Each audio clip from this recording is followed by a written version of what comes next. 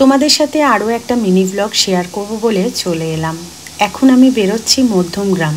তোমরা তো সবাই জানো যে আমি চাকরি করার সাথে সাথে একটা ছোটোখাটো ব্যবসাও চালাই।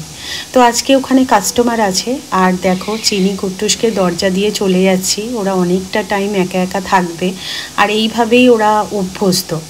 এখন আমি কাজবাজ সেরে বাড়ি ফিরছি, আর রেল ক্রসিংয়ে দাঁড়িয়ে আছি। বাড়ি ফিরে দেখো দুটো আমাকে পেয়ে এত খুশি হয়েছে, অনেকক্ষণ পর আমাকে পেয়েছে।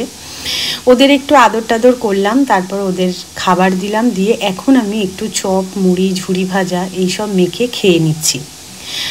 আজ একটা রেসিপি করব, আর সম্পূর্ণ যা মনে আসবে সেইভাবেই রেসিপিটা করব। এরম কিছু না যে কোনো কিছু রান্নাকে ফলো করছি বা কোনো কিছু নাম দেওয়া যায় যে আমার এই রেসিপিতে, কারণ এটা চিলি চিকেনও ঠিক নয়, মানে কি করছি আমি জানি না। যাই হোক, তোমাদের সাথে চলো শেয়ার করি।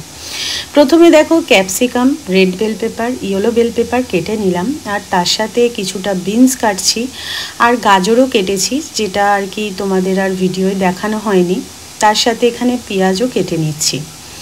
তো ছুরিতে কাটতে আমার একটু অসুবিধা হয়, কিন্তু ছুরি দিয়ে কাটলে দেখি অনেকটা সুবিধাও হয়, মানে দাঁড়িয়ে দাঁড়িয়ে এক জায়গায় করে নেওয়া যায়, এই আর কি। তো আস্তে আস্তে চেষ্টা করছি, পারছিও। তো এখানে মোটামুটি দেখো রসুনটা আর কাঁচা লঙ্কাটা গ্রেট করে নিলাম, আর এখানে চিকেনটা ম্যারিনেট করেছি টক দই, অল্প একটু সাদা তেল আর গোলমরিচ গুঁড়ো দিয়ে। প্রথমেই কড়াই সাদা তেল দিয়ে দিচ্ছি, দিয়ে রসুনটা প্রথমে একটু ফ্রাই করে নেব। তার সাথে কাঁচা লঙ্কাটাও দিয়ে দিলাম। একটু হালকা লালচে লালচে হলে তখন আমি দিয়ে দিচ্ছি এই চিকেনটা, যেটা ম্যারিনেট করে রেখেছিলাম। এটা মোটামুটি ওই আধ ঘন্টা আগেই ম্যারিনেট করা ছিল। এখন দেখো চিকেন থেকে বেশ অনেকটাই জল ছেড়েছে। এই জলটা যখন টেনে আসবে তখন আমি বাকি আরও যা কিছু কেটে রেখেছি সেটা দেব। এখন মোটামুটি দেখো পুরো মাংসটা ফ্রাই হয়ে গেছে।